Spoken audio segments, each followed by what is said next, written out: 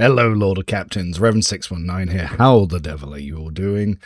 I just want to start by saying thank you very much to everyone that's been supporting the channel since the DLC 3 dropped, and for everyone that's been coming by, checking out, joining Discord, and even just joining memberships to get access to the early sheet. No, thank you very much. The help and support has been absolutely overwhelming, and it has been a lot of fun to engage with you all and get this stuff all updated. So the sheet is nearly complete. I am recording this on Friday, the week after the DLC is dropped, and the week before they finish actually releasing the full DLC on the 25th, which will give Eogun's ending slides, as well as his colony decisions and items, which currently aren't in game yet. So with that in mind, the sheet should be going out in the next few days. This video is going to go to members first, and then I will schedule the public release with this sheet getting merged into live, basically. I will keep the old 1.5 stuff up there.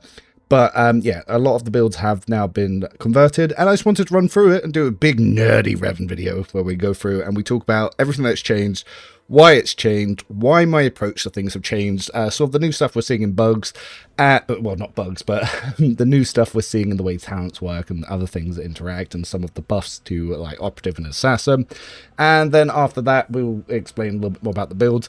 And yeah, then once this goes to live, I'll be then, anyone who's still in the membership area, this is going to be my testing space where I'm creating new gimmicky builds that we'll have on the previous unlisted sheet.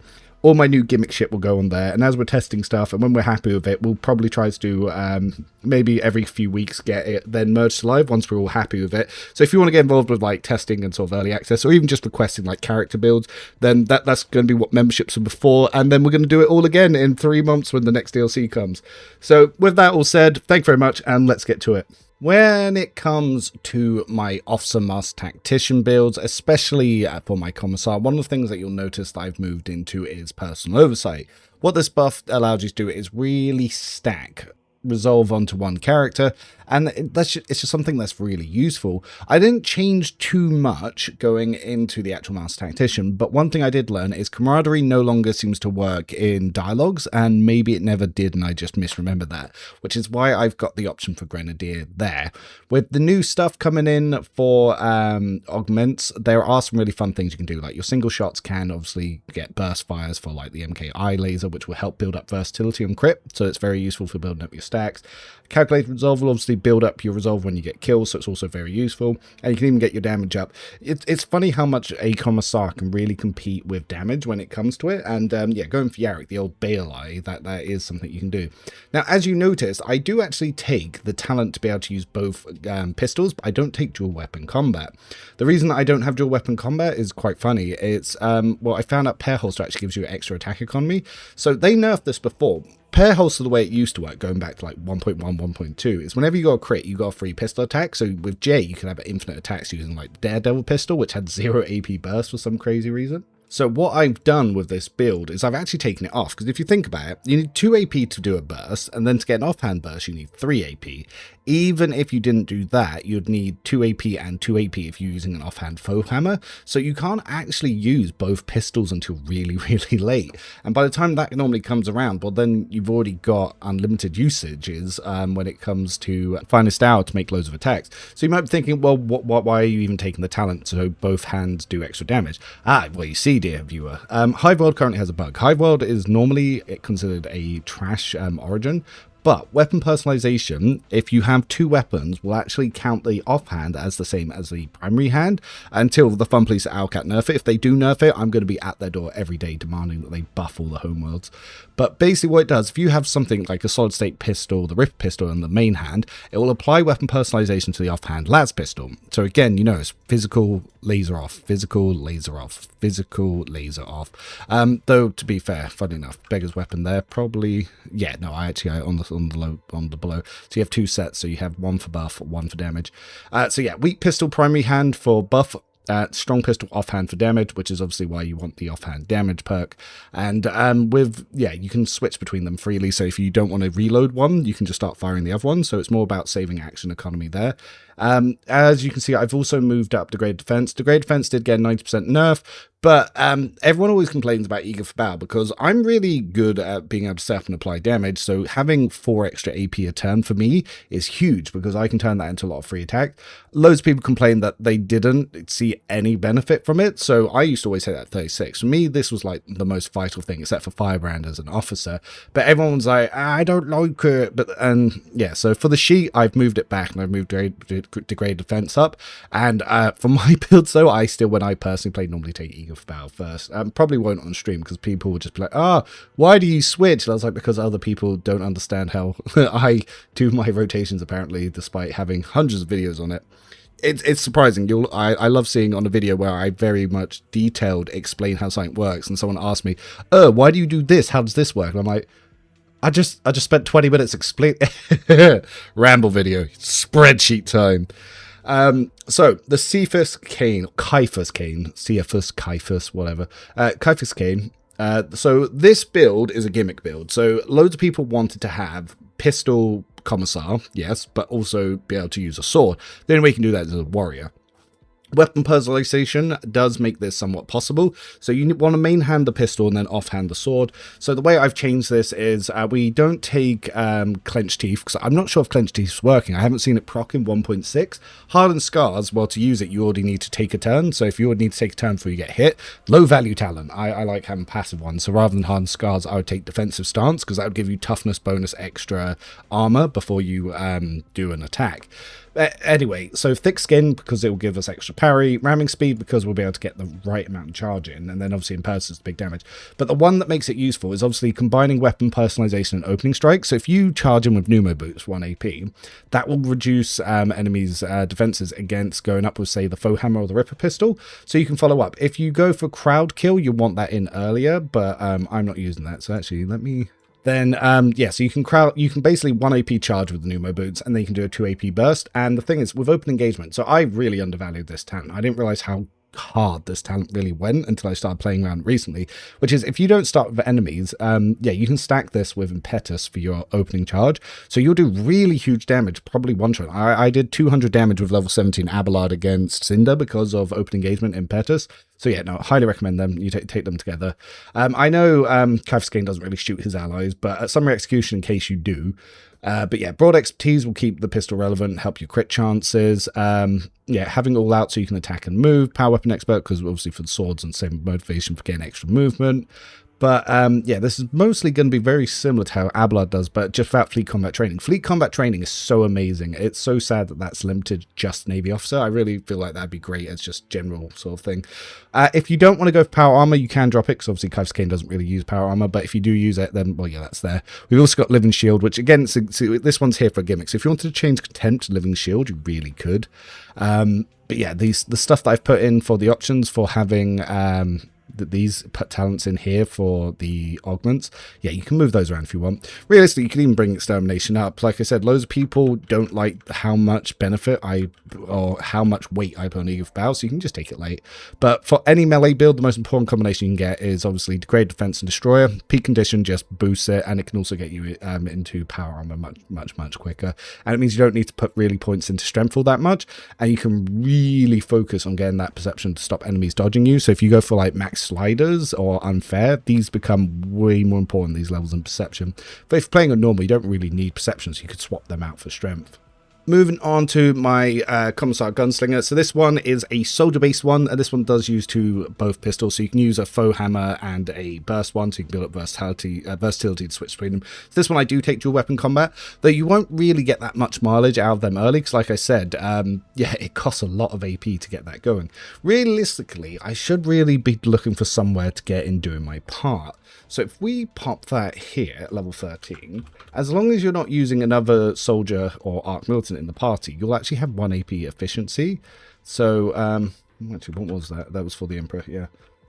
So let them know fear is a good one. So we still got Las Weapon Expert here, but we could actually change that to for the Emperor. Because Las Weapon Expert isn't really giving us all that much, and for the Emperor will actually give us a little bit more. Calculate Resolve, yep, having that in will be really good. Same with Residual Power and Promote Force Overload, so obviously kills will build that up.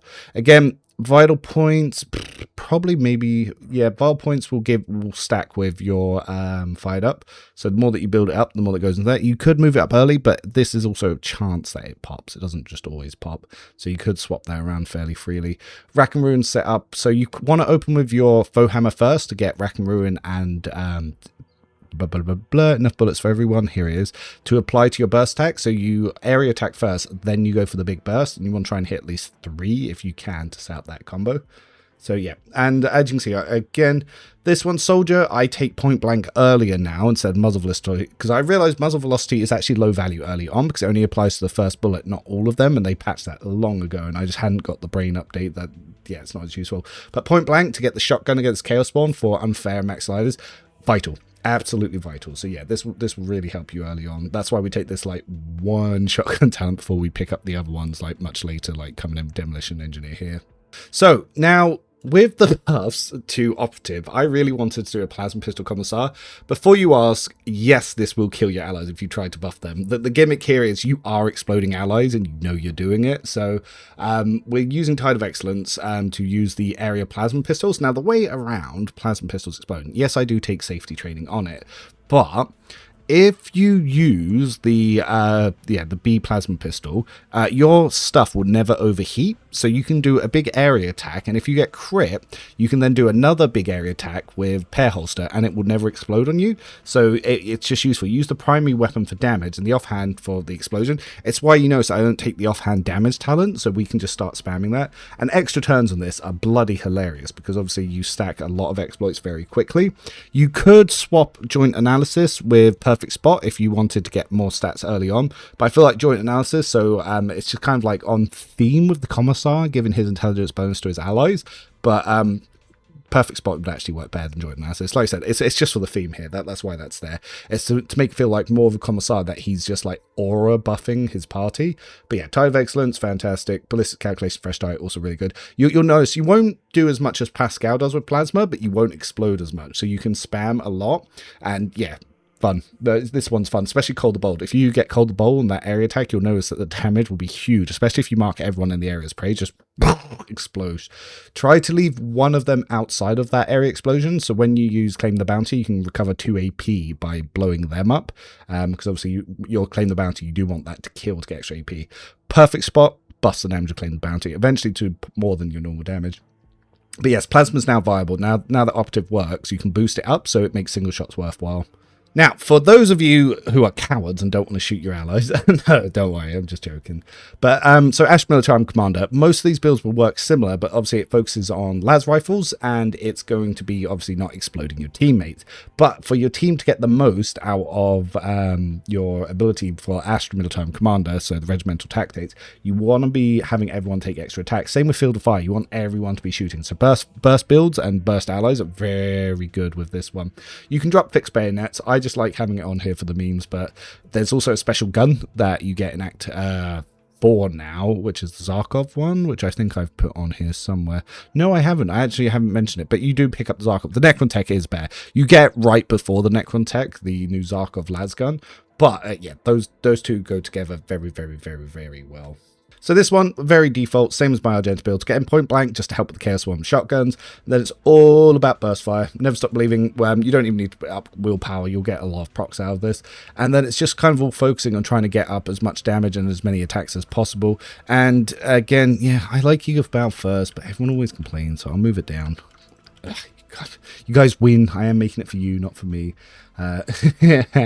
But anyway, so yeah, degrade defense means your burst will build up. That will stack so well with your buff here, and you want to go Iconoclast for Company Commander, because you'll get 63 fellowship as you build through, especially by maxing out Iconoclast.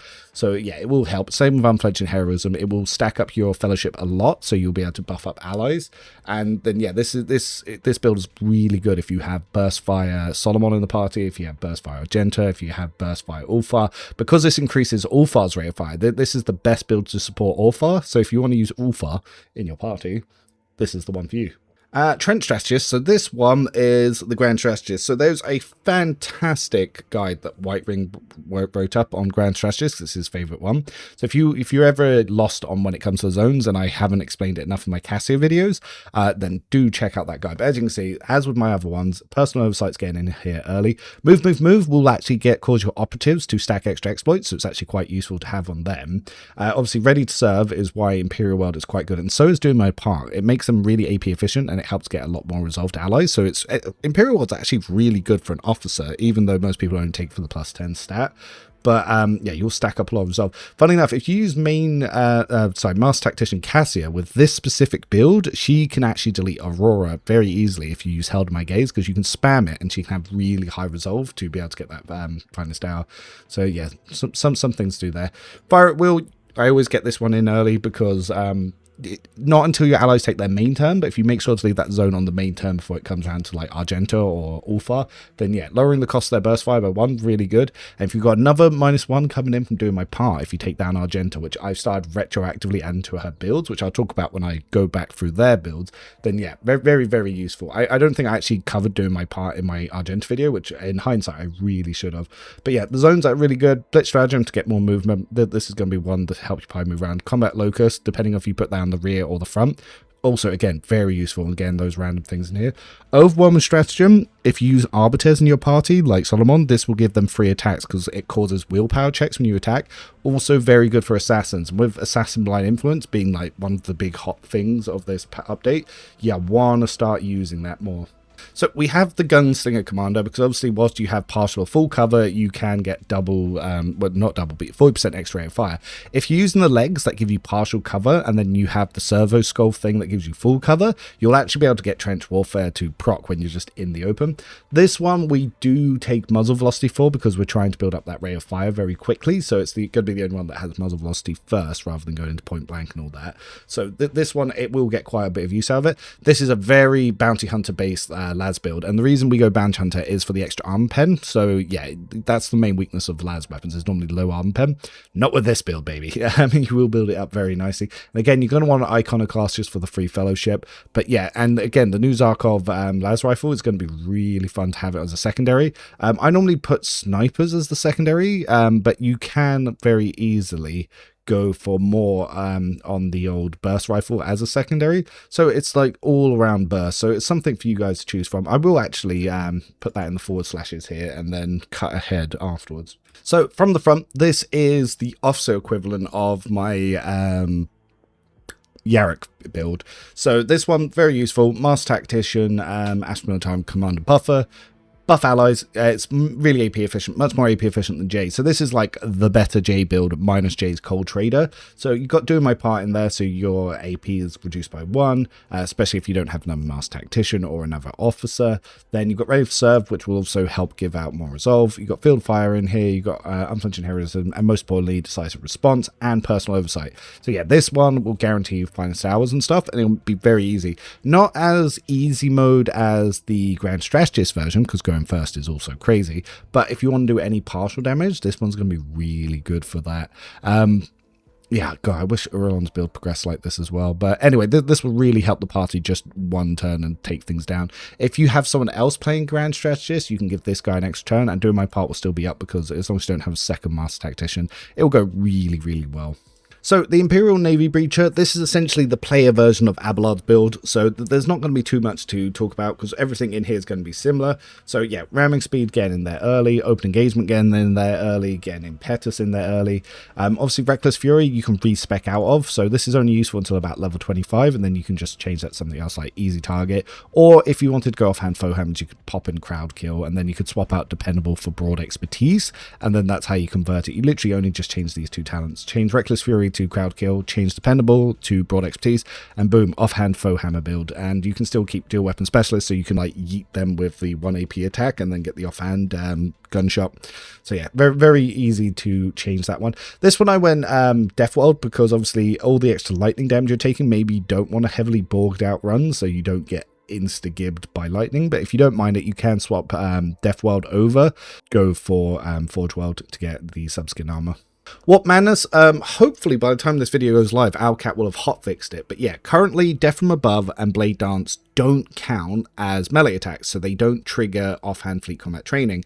Even when it's fixed, Death from Above probably won't trigger fleet combat training, which kind of kills this build. But it will work on Blade Dance, so offhand gun will still be possible with this build, but I would still recommend 2 melee. And we got some really sweet Drukhari weapons. If you don't want to use Drukhari weapons, you're probably going to need to start working on strength, and you can use the Toxin arms instead and go for power weapons, so that way you can get away from using that. I don't have any other Navy Officer builds in there, but if people want to see more Navy Officer builds, then obviously do let me know, joining up to a membership area, discussing and getting more planned builds in there, or just on the Discord in general. One of the big new ones we got in here is the Arc Cardinal, which is the Death World Ministerian Priest Blade Dancer. So this is like my Psyker build that I used to solo the game, but as a priest, because Cleansing Faith goes really hard with all those burn dots, and as soon as they fix Blade Dance Death from Above, this is probably going to be one of the strongest builds, if not the strongest build in the game. So this will be the ultimate one-turn build. Look forward to trying this one. So this one takes face in the end. It takes obviously Wounded Beast. You got your Jordan Mastery and Litany of Hatred in there, so you stack traumas like crazy. With the new trauma augments, this thing goes so bloody hard. And with the Toxin arm, yeah, you can focus on Cleansing Faith, use your power swords, use your chain swords, and yeah, strong build. Exceedingly strong build. I've got Power Weapon Expert, but you can even change that to get more AP, but you just kind of don't need it with this build. This build goes so hard. This is going to be the one that I want to live stream after my current run, which I'm min-maxing the Chaos Warlock build for. But yeah, this one, as soon as Owlcat fix it, that'll be good. I've got a workaround fix that you can use with Toy Box. If you check my Discord Rogue Trader channel and go into the pins, yeah, I've pinned how to fix this in Toy Box. With a lot more enemies being immune to Toxin and Bleed now with the update, yeah, Cleansing Faith is probably going to be the strongest option for a Blade Dance build besides Psykers with the Warpfire swords, but they come in a little bit later and a little bit less reliably. Soul of Distress is also really important with the nerfs that we saw in 1.5 for Executioner, so that this will sort of keep you in line, but yeah, overall, exceptionally strong build. God Emperor's Wrath, so I've added a Arc Rifle Flamer build just because I thought it'd be really funny for the memes. Basically, what this build does is it still takes Tensor Retribution and Litany of Hatred, but it takes Flamer Weapon Efficiency instead of Bolt Weapon Efficiency. So that way, you basically use Flamers to build up your stacks of Zeal, and then when you Litany of Hatred, you do it with the Arc Rifles, and you build up a lot of the Master Tactician stats to just start nuking things down.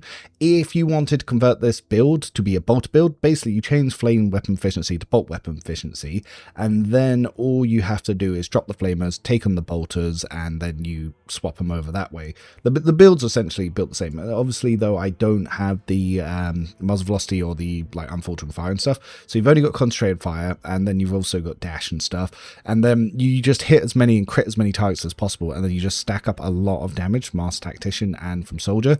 Funny build, like it's not the strongest build in the world, but lethal precision on that first shot will go really hard, and obviously again residual charge to get lots of extra attacks.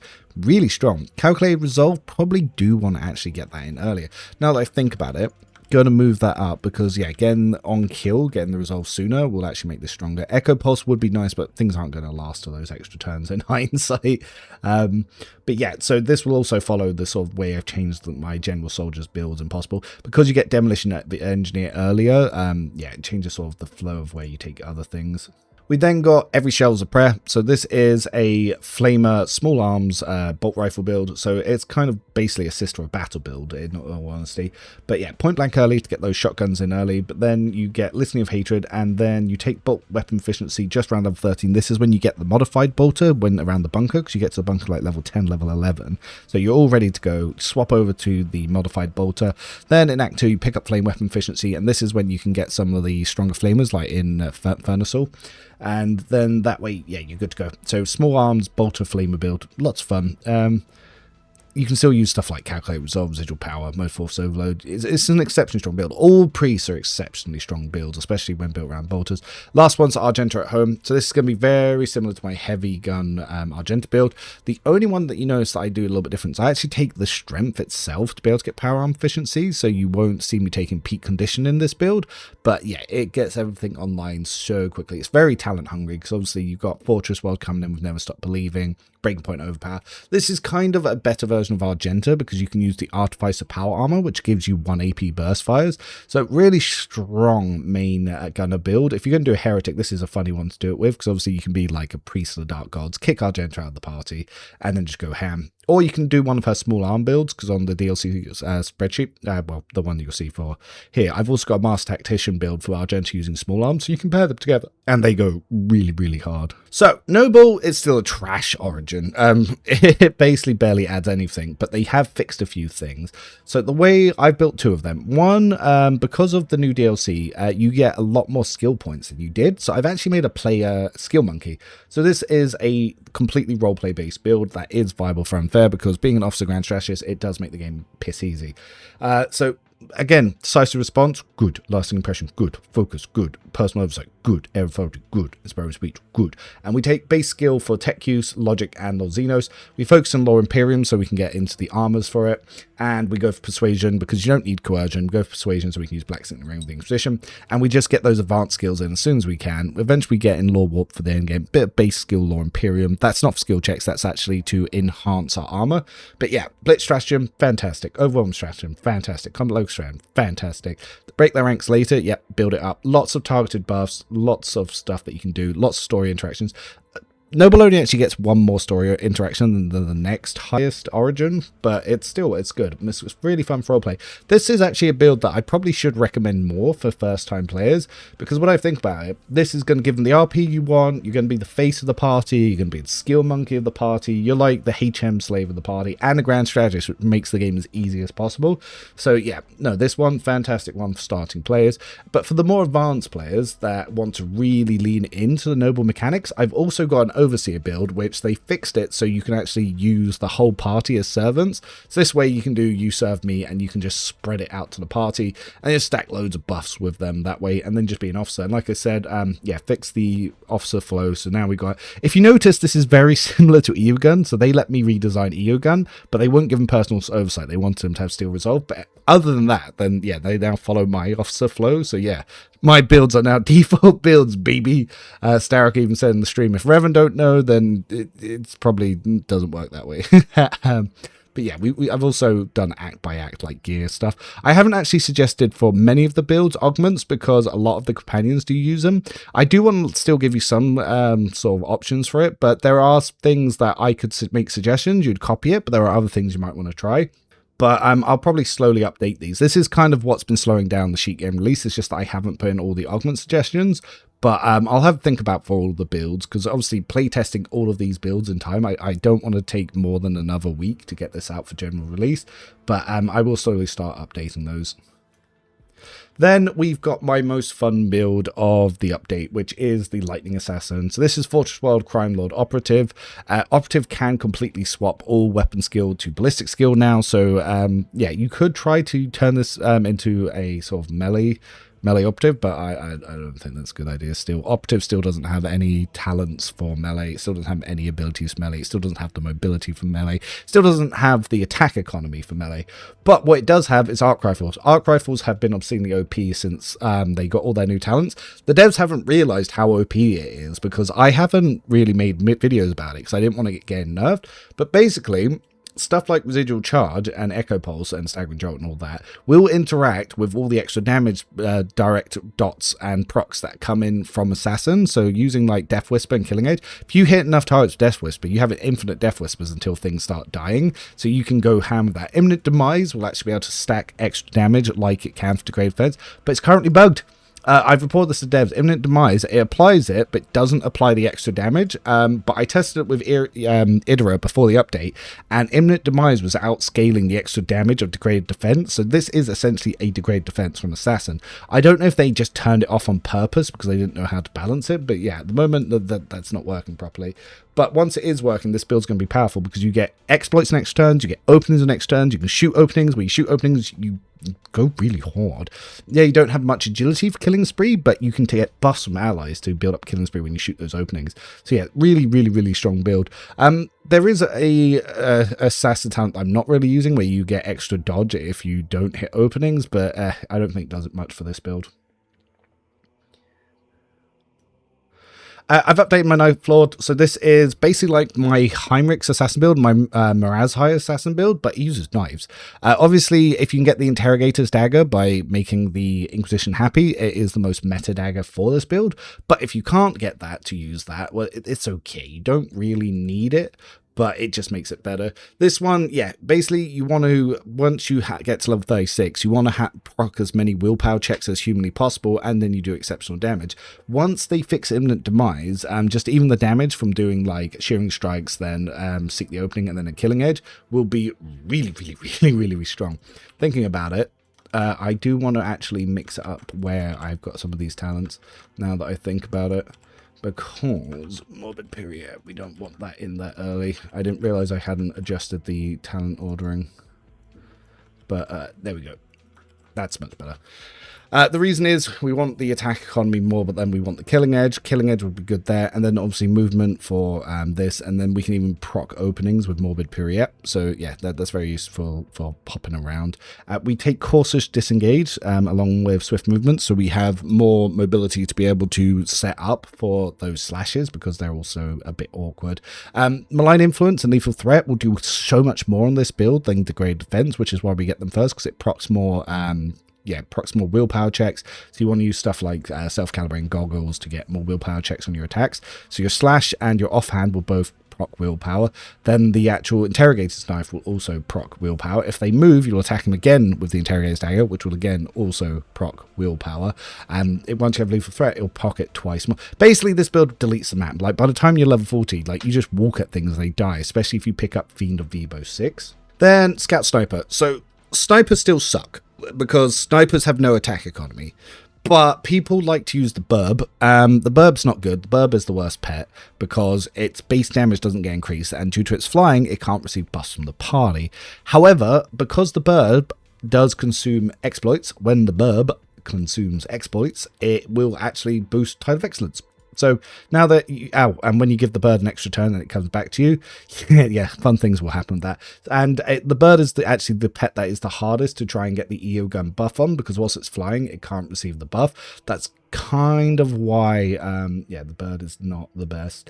But no, this build's a theme build. It's more for people who want to use sniper, they want to use the bird. It's the weakest build on the sheet, but it is usable. You're not going to be like, oh, I couldn't beat unfair with this build. You're going to be like, oh, I beat unfair, and then you'll play something else. Like, oh, I beat unfair harder. So, yeah, very usable. The sniper build's got a huge buff this update. It's just, yeah, attack economy issues, which obviously Yearlit doesn't have, and there's not really much you can do with it outside of Cruel Fate on Finest Hour turns, but it's still a weak sniper. But yeah, Lullaby of Sheol, once you have that in the end game, pretty useful. Funny enough, if I put in Wanderer's Potent here, that's another way you can get extra attack on me. Just means that you can't gear up Yearlit. The ones that I'm most proud of is I really reworked the Arbiters builds, and they're way better now. So Arbiters before 1.5 was probably the second strongest origin after Psyker, but then they buffed up the other four, so then they kind of overtook it. But I've gone back through and I've reworked it. So we do a shotgun heavy build, so we get point blank demolition engineer, which unfortunately does push back rapid reload to level 36.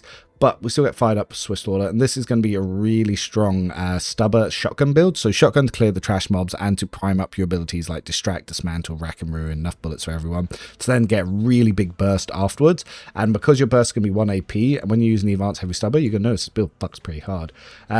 Getting Reckless Rush first, I've changed this in all my Arc Militant builds because it's more useful to get that sort of movement in early, and then you can follow up with the Wildfire for extra attacks, and then if you've got allies buffed, you can use like Devastating Attack and all that. You still want Coercion to obviously boost up your Vigilant stuff, and yeah, you do need to do damage first before the Vigilant Shotgun does extra damage, so maybe you want to burst first, then Shotgun, but yeah, just try and set that up. It's going to be up to you, but like the heavy gunner build, way stronger. This was the Terminator build on the last one, but yeah, I made sure to go forward and make it just much stronger with the augments and the other stuff that's coming in this patch. Paw Patrol fucks pretty hard. Again, I made this stronger than it was before. So we get ramming speed so we can get more distance those charges, make them more reliable. Impetus so we get more damage. Open engagement, so yes, we get more damage. Rigorous training so we can move a little bit around with it. But yeah, pets are really good with EOgun AoE burst, because every time the pet attacks, when it ends its turn, it also explodes and does damage. So your pet will absolutely be shredding things. And with joint hunting and Malpian Shroud, your temporary HP will be so high your pet can't kill you, but the damage you do will be exceptionally strong.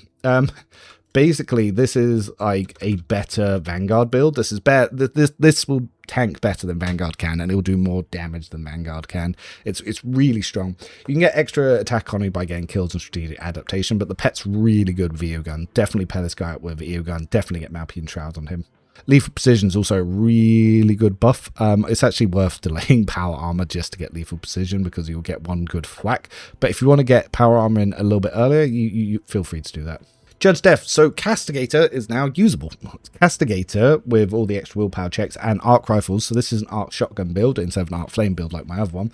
But yeah, no, lots of fun. You can use all your cascading stuff. You can group them up with that's an order, and then you can just blast them with the arc rifle. Really fun to do. Obviously, with all the buffs that you're seeing in Operative, and the fact that I'm using Bounty Hunter on this one, so you can stack up a lot of them. Really thematic build of playing like a Mandalorian style character. Even though, yeah, Judge Death named after like, it's funny. Some of my builds, like obviously the pet one, Paw Patrol. I've got another soldier one called Judge Dredd. Yeah, the naming convention, they're just judges. I realized I didn't give the right judges the right thing, but Judge Death for this guy, he is a death judge. He will judge people and he will kill them pretty hard. He'll put out a lot of armor strip because of like armor piercing. It comes in a little bit later, but spare magazine will help deal with the reload costs that you have with the arc rifles, and getting all the extra attacks from Claim the Bounty and Death Dealer will reset your attack, so you will do a lot. Just be very careful not to kill allies with this one, because as you can see, I don't take Liturgy of Insulation on this one, so be very aware that you can explode your own party, and be careful with that, especially with ricochet stuff if you use those augments. Last one, min-max my soldier pet build. This is basically Solomon but good. So it uses shotguns and burst fire. Gets in shield mastery early, so you can use shields with shotguns early. And yeah, having burst fire early just makes this really strong. And yeah, it's just, this is the build Solomon should have, and if the devs would change Solomon's build to be more like this, then he'd be really useful. Instead of Never Stop Believing, you could actually give him Doing My Part here, because obviously he is a human character, and because he doesn't need to use Shield Mastery, you can move up some of his other ones, but, oh, there's a typo there. But, yeah, no, it's going to be really strong. Like I said, as an Imperial world, you could obviously get Ready to Serve in if you wanted to, though I don't recommend Ready to Serve. Doing My Part, having that would be really useful.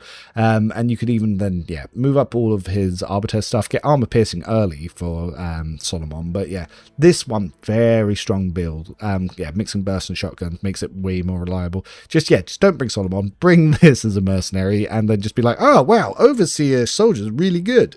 Now we get onto the big boy builds. These are my Pyromancer builds and some of my other Psyker builds. So this is a rework, Revan's Pyromancer, the old Fire Tsunami build. This is a rework of the build that I soloed the game. This is the build that I came second in the speedrun competition, even though I didn't plan out a route for speedrunning. I just turned up blind, and because I cleared combat in 30 seconds and everyone else took 6 to 9 minutes, I was able to almost win a speedrunning competition without having a speedrun route planned. In fact, I didn't even know it was about speedrunning until I was already at Janus, so I had to try and catch up.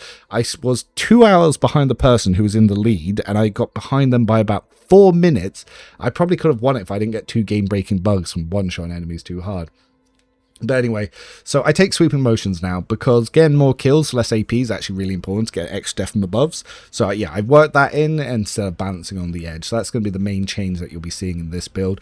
Apparently Veil of Blades is working, and it can protect you from ranged attacks. So if you wanted to swap Acrobatic Archery for Veil of Blades, you could. I just prefer the extra attack on me from Acrobatic Archery, and the fact that it keeps you so safe. This build, you're probably not going to want to start igniting yourself straight away, so I actually moved Orchestrate Flames to level 22. So until level 22, once you've had time to get like Anatomy Expert and Perfect Anatomy, then you're going to be wanting to set yourself on fire to then kill enemies. So yeah, try to delay being Fire Flaming Man until about level 22.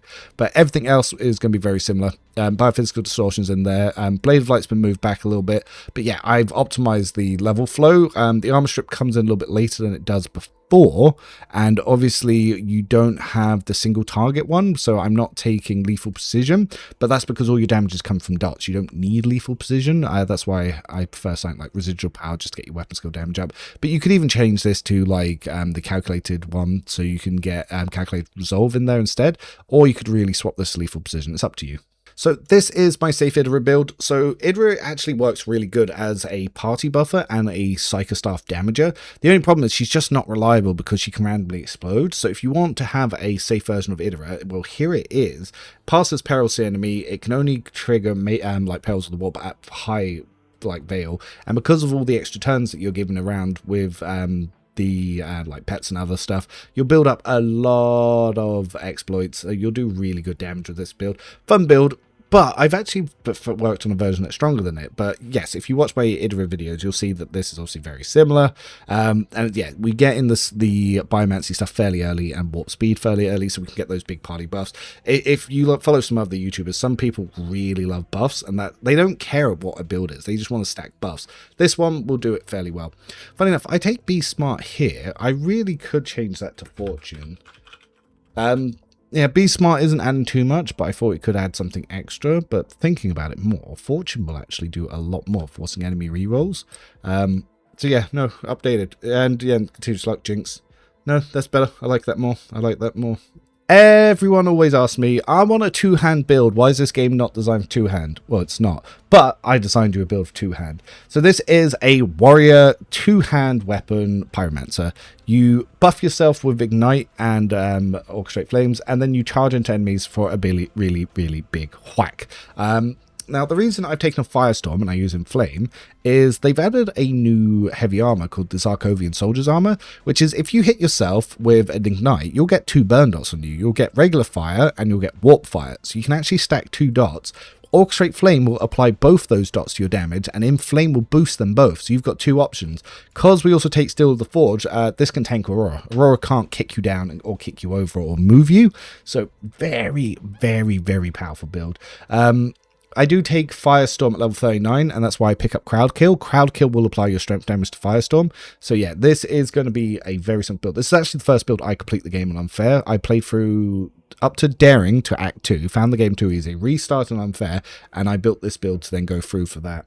One of the things you might notice is Psycho Extremist comes a bit late because you could take that level 34, but I wanted to get Melton Armor there, and because you're getting that +1 anyway, and if you play this Dogmatic, you're getting so much free Siren from Eyes of Joy, so you don't really need to worry about that. Leaf Precision is going to be very useful for those charges, especially getting there. Fire Within, getting extra attacks. You could drop that, move these up, but like I like the flow. It's not too min-max, it is RP heavy, and it's quite fun to use, really. Moving on. This is the build that I'm currently working on for my live stream. I think this is going to be an exceptionally powerful build, especially once they fix Imminent Demise. Imminent Demise is currently not working. As soon as this talent is working, I think we're going to see 1.5 damage numbers. Now, if you've watched the CRPG Bro video, CRPG Bro doesn't make builds. He makes buff stacking. So if you look at the damage calculations in any of his builds, you won't see any of the talents. You'll just see buff stacks. And he does that exceptionally well. Like if you want to do because he comes at this from a Pathfinder Kingmaker mentality, and this isn't me talking badly about stuff. What he does has a lot of value. It's not how I play the game, which is why it has so much value, because you can see another way to solve the game. But the way he does it is he'll create mercenaries, or he'll just have every buffer in the party. He'll put on like 2 Litany of Hatreds. He'll just have like 5 members of the party just buffing one person to get a really big Reddit screenshot. So he's like, oh, look me, did 20,000 damage in a single attack. Whereas like with 1.5, you could do 200,000 damage with Argenta because Degraded Defense was just so stupid. But now that they've nerfed that, there are other things that you need to do. I think by taking extra turns of exploits and then hitting openings, we will be able to build up enough to do more. Now, the total number might not be as impressive, but I reckon we can wipe out the entire map in less attacks. I think it's going to come down to hitting openings with Sanctified Staff, or even like the Staff of Shock and Awe, or even a Pyromancy Staff, because obviously when you use pain channeling sends excess damage over to enemies, but it's direct damage. Direct damage with notes on weakness will get enhanced. So if you hit a guy for 10,000 damage, well, that's then going to get extracted over to someone else. If they only have like 800 health, everything from that 9,200 will then go to every other, to one other enemy as direct damage. But that will then get boosted by the fact that notes and weakness and your 1,000 points for lethality. And then you've got loads of other ways to build that in. So stuff like Mind Siege will do direct damage. Burning Blood will do direct damage. Obviously, Deadly Calculations, your Imminent Demise lethality items, that will do direct damage and build it up. Hitting Openings will do direct damage. So there's going to be lots of ways to do it. And then the base damage itself is already going to go pretty bloody hard with like Ballistic Calculation, Fresh Target, Backdraft. So there's going to be lots of ways for us to build it. Now, I know this is my Chaos Warlock build, so some people don't like that I take Santic powers here, but hear me out. Maybe the Emperor's the 5th Chaos entity, and we're just worshipping the 5th Chaos God. We believe in the Dark King that hard. But what we do is, the reason we take Santic powers is so we can use the Sanctified Staff, because Sanctified Staff, when you stack your Resolve, is the strongest weapon in the game.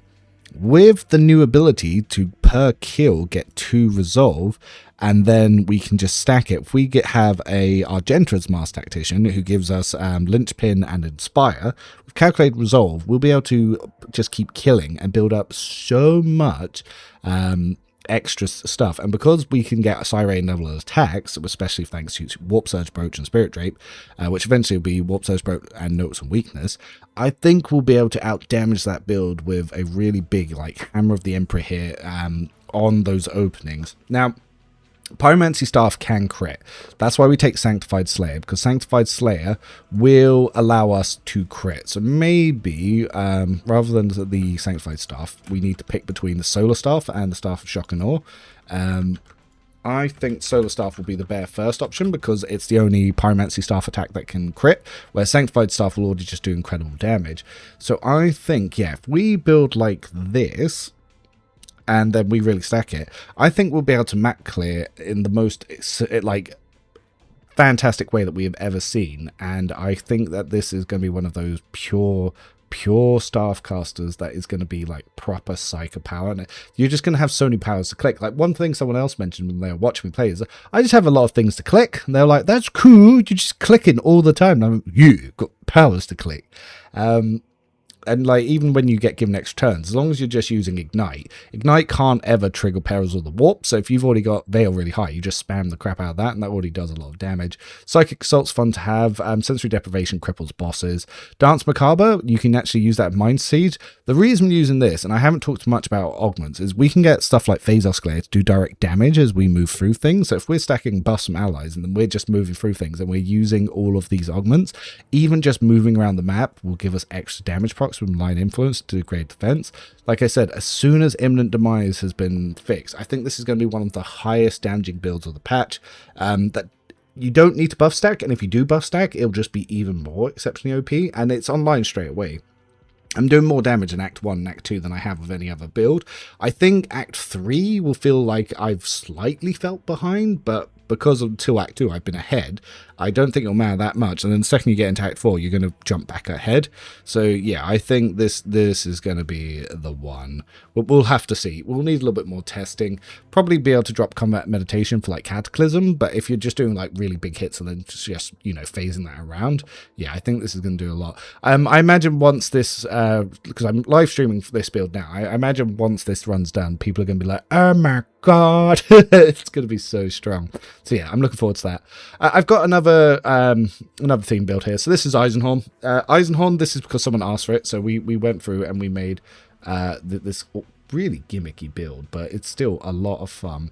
And basically what it does is it is a telepath and it's Psyker.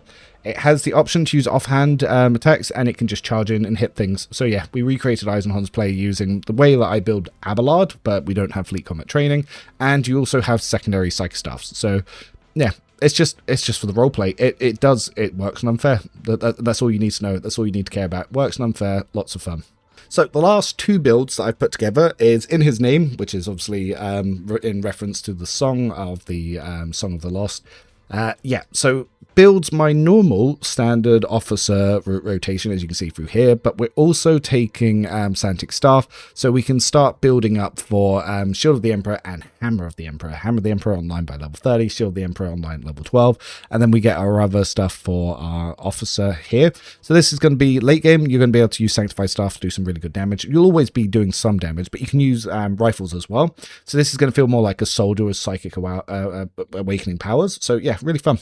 Rifle, Sanctified Staff, and Master Tactician. So it's a good main character build, and it's a lot of fun to use. The very last one is the White Mage. This is a pure buff officer that's designed to turbo buff.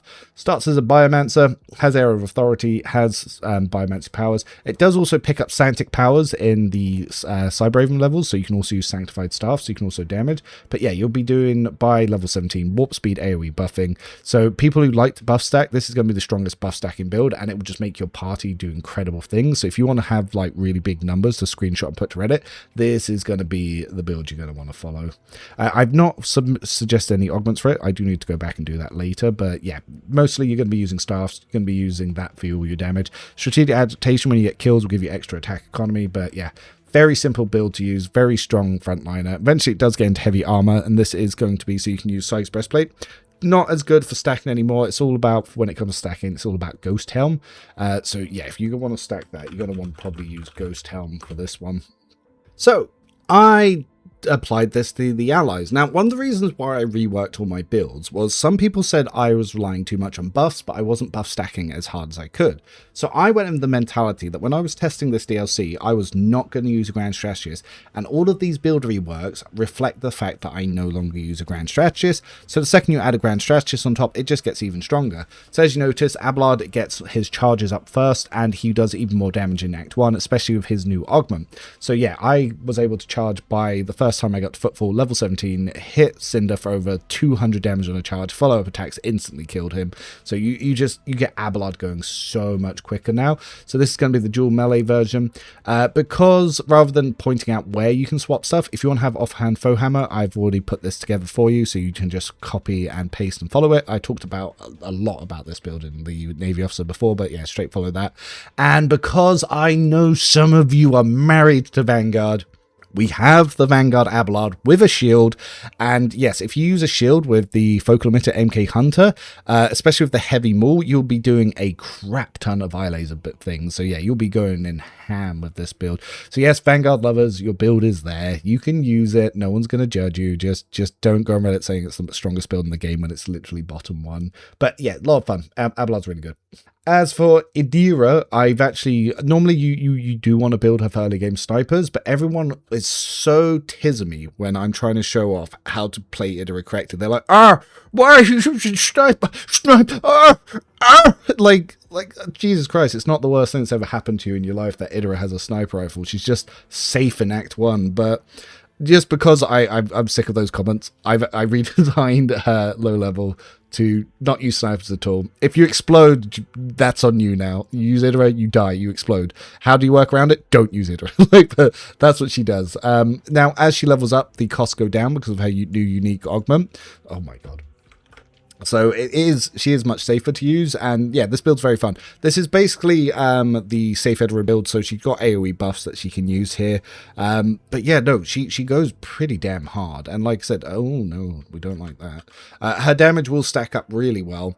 And yeah, you'll notice that this is just much stronger than it used to be because of the fact that her exploits are now just always in play. So yeah, this strong build, but very risky to use because chances are you'll blow yourself up.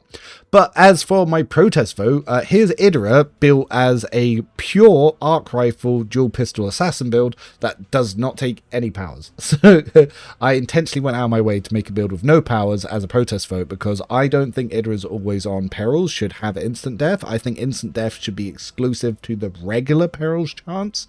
But Owlcat like that design, they won't change it. So yeah, protest build is here and it is in play, so you can use this. And just, yeah, this build itself, because of how strong arc rifles assassins are, this build, and especially with the promise pistols. So in Act 1 you pick up the promise pistols and you can use them. I did a video on it previously, but yeah, this build goes incredibly hard. If you want to use Idra for her story but you don't want to, you know, make your experience worse, this is the version that you use. So Argenta, yep, I've worked in doing my part into a build. I forgot to cover this in the build guide, but basically if you don't have another soldier in the party or another arc militant, it minuses 1 AP from her first ability use. Make sure you don't click a free ability because then you just lose it, but because of that it means that you can set up to use concentrated fire and rapid fire both in turn 1 before you have more AP. Just very, very useful. So yeah, no, very, very strong. Some of my stream pointed out, because I do this Master Tactician Argenta, because I was like, oh yeah, no, I use loads of arc militants, so I can't possibly use doing my part. And he went, yeah, but you've only got one soldier. And I went, he's right. Oh my god. So yeah, so I've worked that in there. So my Argenta build's now way more efficient. I am so sorry I overlooked that since 1.2. I don't know why. But yeah, so this still progresses much of it. Law Imperium I only put on her for if you go along the route. So you could actually use the Charter's Pendant on her to scale it from Fellowship. But she's not going to have much Fellowship anyway. But basically, it's just in case you use some Cognatius' scriptures. It just gives you some extra thing on here. So I will put that as a secondary. So by having that as a secondary option, you can get a little bit more early damage, or you can just use the Enemy Finder. Enemy Finder will make sure that you crit more earlier. But yeah, Reckless Rush first, then Wildfire, then Devastating Attack. Devastating Attack, just, yeah, lower armor is pretty good. Kick, obviously I don't take down Martial Art anymore, but I've got Ingenious, so you can just get some of your saves on here. But yeah, Bolt Weapon Expert's been moved to much later. You can take Grenadier. Grenadier now does scale with your soldier stuff because grenades do. But Calculated Resolve is going to be really good to have on her. And you can even use the eye lasers of her single shots. So you could take Lethal Precision on this build if you really wanted to. Instead of taking Grenadier up here, you could take Lethal Precision. So I probably should mention that, though I don't use it myself. But yeah, it's worth mentioning that it is a possibility to take here.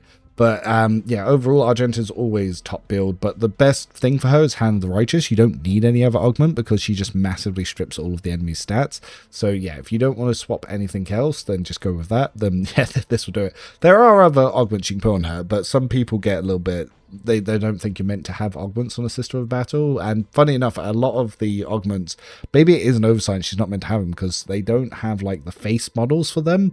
So I wonder if she wasn't meant to be able to get them and they just forgot to undo it.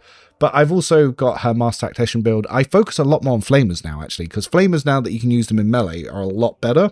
So yeah, this is similar to my other Master Tactician builds, and it flows really well. Obviously, again, doing my part in there so you can apply your self buffs a lot easier. But yeah, you'll have a lot of fun with Small Arms Argenta, and just the stuff for it flows really well, going from like Modified Bolter to the Ratobi Pattern Bolter to the Imperial Pride, to the Precision Bolter, to then go into the Storm Bolter. From the Storm Bolter, Hymn of Vehemence, I managed to get Hymn of Vehemence fixed, and having like constant Flamer upgrades, you actually see your weapons change, which you don't on the Heavy Gunner build, so that in itself is really nice.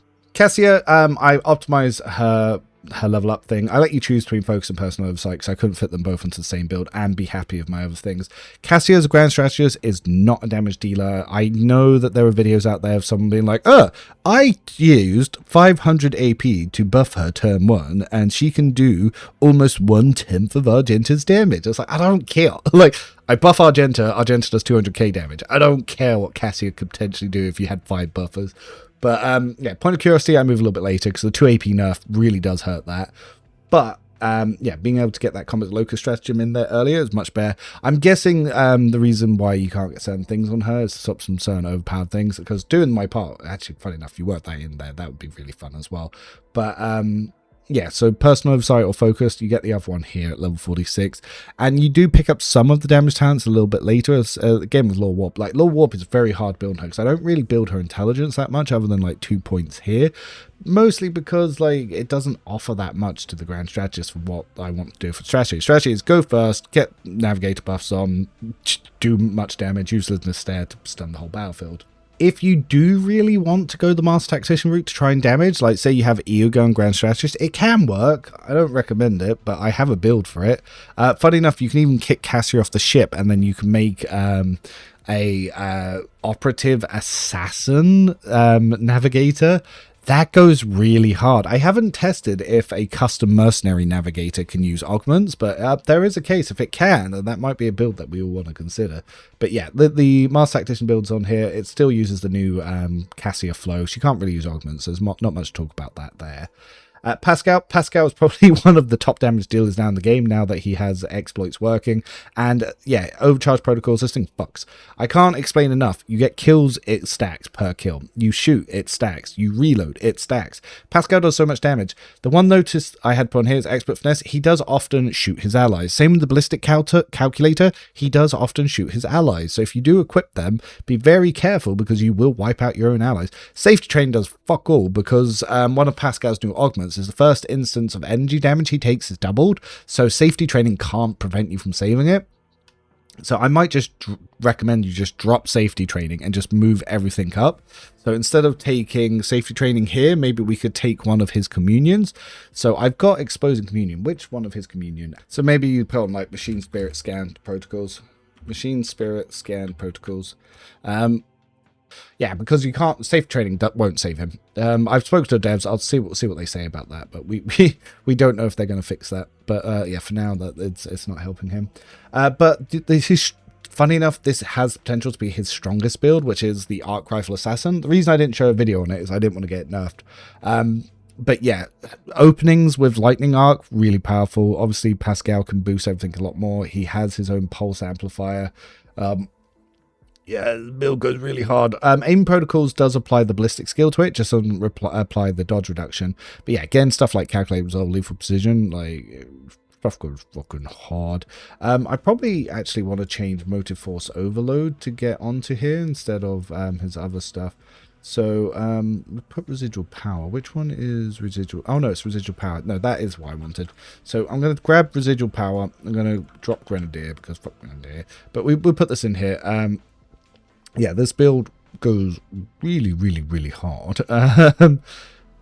Yeah, so it is definitely one to keep in mind. At the moment, actually, I've got machine spirit scan protocols here for this one, but I probably want to change that to exposing communion, because exposing communion actually adds a lot more to this build. So now that I think about it, yeah, put exposing communion there.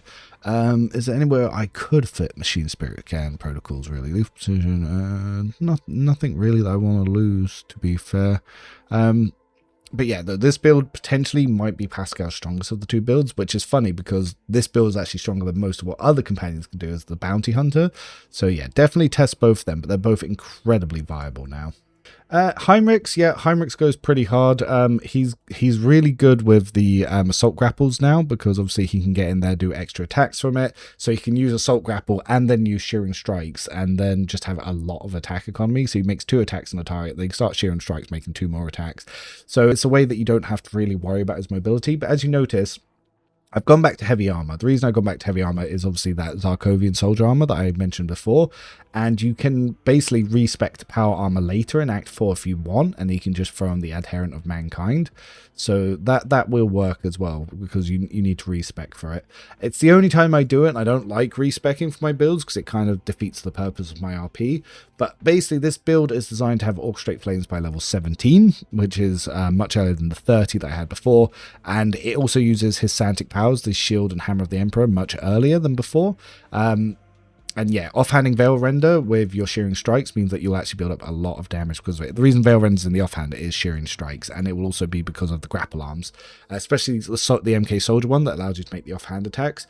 And with open engagement, you'll notice a lot more damage coming on that first melee hit. So yeah, overall, you'll find this Heinrichs build works much better with the Executioner nerfs, and yeah, we'll do more. But more importantly, because of the Degrade Defense nerf, I think Sword of Faith goes pretty bloody hard. So I've created a version of Heinrichs that uses Sword of Faith. Yeah, we use Killing Edge with this one. Death Whisper does come in a bit late, but it's because I wanted to get Sword of Faith by level 30 rather than delay it to level 42. But you'll notice that you can use Killing Edge to use your Sword of Faith attacks for 1 AP. Yes, Killing Edge won't apply the damage to it, but you can get it for free. That's the most important thing, and Backdraft will apply to all of that. That's why we take Pyromancy at level 39. You'll notice this video does really, really well. Not video, sorry, build. So, annoyingly, I have not been able to get them to change Jay's base build, so the really good stuff that you want later comes in. Previously, I'd built this to be sort of a skill monkey character, but to hell with that. We want combat efficiency. So I get doing my part in quite early and ready to serve in early instead of the base skills that I'd previously taken in the last versions. And then that way we can get calculate, resolve, residual power, mode, force overload. So this version of Jay, by like level 36, she'll kind of be online. She'll be able to do a lot more when it comes to helping allies in setup damage. And by level 24, she'll also be able to buff herself and attack. So you'll be able to use her to either buff allies or attack. Though, yeah, not having decisive response and personal oversight early really does help this build, but I've changed the ordering, especially of the exemplar bits and some of the bits of Master Tactician to get her online sooner, though I've still got her version where she does build for some logic. The reason I don't really build for logic on the other one is Eogun exists, so you want her as an MT, but if you're using her as a Servo Skull Swarm, you're probably not using Eogun. So yeah, Servo Skull Swarm version is there. So if depending on if you want to do party buffer or if you want to just really boost her as a Master Tactician, yeah, that's there too. If we look at Yearlit did get a base build update. I pointed out that some of the talents that she had in her base build were in the code referencing talents that no longer exist. So the devs changed her build. So yeah, she's more efficient now. Obviously, now their exploits apply on extra turns, and she has Uncanny Sight, which is huge. Yeah, she doesn't get Tide of Excellence till later, which kind of sucks, but it's useful that she has Uncanny Sight to get more exploits. So yeah, reworked where she takes all of her stuff. So yeah, she'll build up damage really quickly. Las Rifles have low armor pens, that's why she's really good with Bounty Hunter. Now, some people always want to use her as assassin. Her assassin build is much weaker because she doesn't have access to arc rifles, but it's still usable. So I've min-maxed her version to go for it for assassin. She's probably one of the few ranged operative assassins that can use Killing Spree very well. And as soon as it fixes, yeah, you'll notice her do a lot more damage. But yeah, attack economy is the issue of all operatives, which she doesn't have as much now that she has her Path of the Outcast. Ufa didn't receive anything at all in this, so his build did not change at all. However, what he did get was the fact that now that Argenta's got nerfed, he's just better. Like he's better by comparison to how he was. So yeah, I've put in his progression for his stuff for when it comes to items. You only really have in Act 3 and Act 4. But the 1.5, for those who haven't played up 1.5, did give him extra things that on kill he can reset his go for the throat. Kick got nerfed for everyone but Ulfar. For Ulfar it's 0 AP, for everyone else it's more. So just nerfs for other builds just made him do better. But yeah, you get the Typhoon Bolter on him. He's not that disappointing. He's not as overpowered as some allies could be, but he's much more usable. Still not a tank because despite having a lot of bulk, he has no damage reduction. But he's, yeah, no, Ulfa's fun to use. One of my favorite characters, even if as an Astartes he's not as strong as he could be. But yeah, melee's still usable because of peak condition and destroyer. So yeah, use him as you will. Mirazhai, massive buffs. Unfortunately, again, until they fix imminent demise, he's not going to be doing as much as he should be. But using things on him like finesse, imminent demise, killing spree, hitting those openings, yeah, this is really strong, especially as Death Aura build. And you will notice that if you use the weapons that I suggest on him, he'll be doing damage to the Bloody Moon. Undying Rage will stack his armor every time he attacks, so it's really good with killing spree. Sorry, not Killing Spree, Shearing Strikes.